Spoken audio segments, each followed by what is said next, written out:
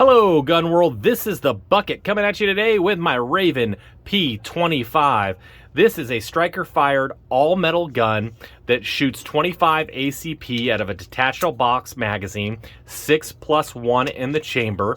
This gun was made from 1970 to 1991. The specs are 5 inches in length, 2.5 inches in the barrel, about 15 ounces. Again, fits perfect in a pocket, fits good in a purse. The story behind the Raven Arms Company is George Jennings owned a machine shop, and he had a good buddy that owned a pawn shop. And in 1968, the Gun Control Act of 1968 really banned the importation of cheap pocket pistols, 25 ACP, 32, 22 long rifle revolvers. And he was complaining that those were some of his good sellers out of his pawn shop. And Jennings thought to himself, well, I can manufacture something like that. And he started to do that. And he came up with the Raven Model P25. This is not the original. This is the early model. The originals had a button right here that slid back and forth, but had the same slide serrations. Shortly after he designed that one, he designed this one, and then ended up doing a couple other tweaks, and he ended up coming with the MP25. You could see those because they have much closer slide serrations here. The old large button original models do not have a lot of interchangeability with this one or the MP25s. All the rest of them are a lot better about that. So he started to make these, and he did really, really well for himself. These function really, really well. On my model here, when I took it to the range, I had no reliability issues from the firearm. I'll tell you a little bit about some of the issues that I had. As far as disassembling this firearm, it's super, super simple. So you'll want to go ahead and make sure that the chamber is empty. To disassemble it, you'd go ahead and you need to release the striker.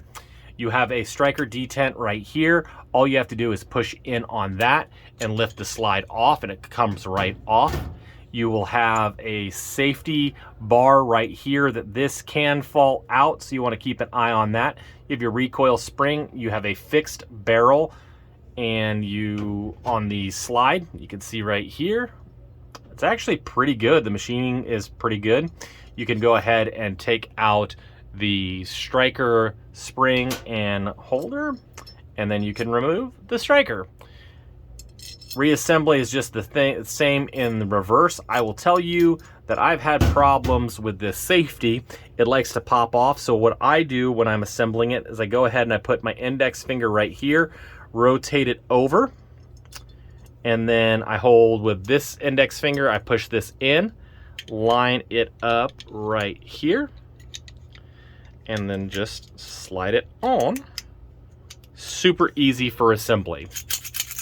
Want to make sure that the safety still engages, which it does, and you are ready to go. So this particular firearm, when I took it to the range, like I said, I had a lot of luck with this particular firearm. The only problems that I had was when I was firing it, I like to get a high purchase on a gun, and I like to support my hand with my offhand, and I was just barely grazing it, and when I held it, I ended up getting a couple of failures to get back into battery. Once I started holding it like it was intended, just one-handed, I ended up doing much, much better with it. As far as accuracy, you have a really, really small sight picture, and the front sight is the same material as the rear sight, so a little bit of UGD11 on that would probably help you out.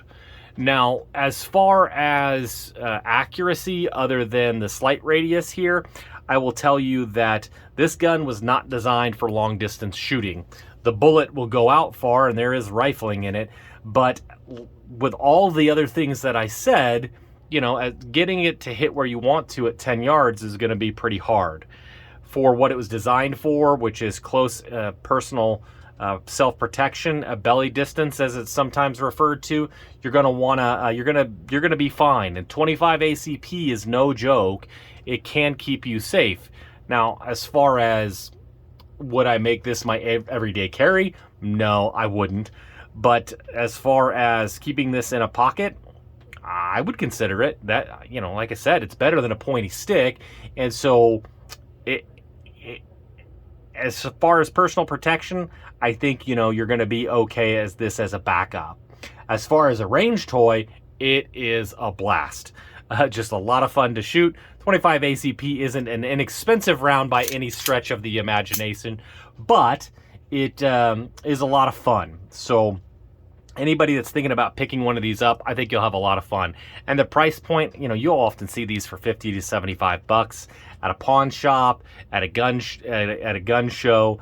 You know, really a steal of a deal at that kind of price range. Some people have asked me, would you rather have a Phoenix or would you rather have a Raven? So in 1991, the Raven Arms Company, the factory burned down, and George Jennings wanted out, and I believe it was his son that took over and started the Phoenix Company and ended up with the new Phoenix HP 25. I've actually done a video on that particular firearm. You can go ahead and check that out here on YouTube. I think the Phoenix HP 25 is a little bit better than the Raven. I think the capacity is a little bit better. I think the ergonomics is better, and I think you get a better grip on it. The fact that it's also still being produced means that it's going to be a little bit easier to find replacement parts if you need to. Now, they sold the dickens out of these, so if you need a replacement part, you know, you can go onto eBay, you can go onto Gun Broker, you could find the missing parts. But if you know, price really isn't a big factor and you don't mind spending 20 or 30 bucks, I might go with the Phoenix.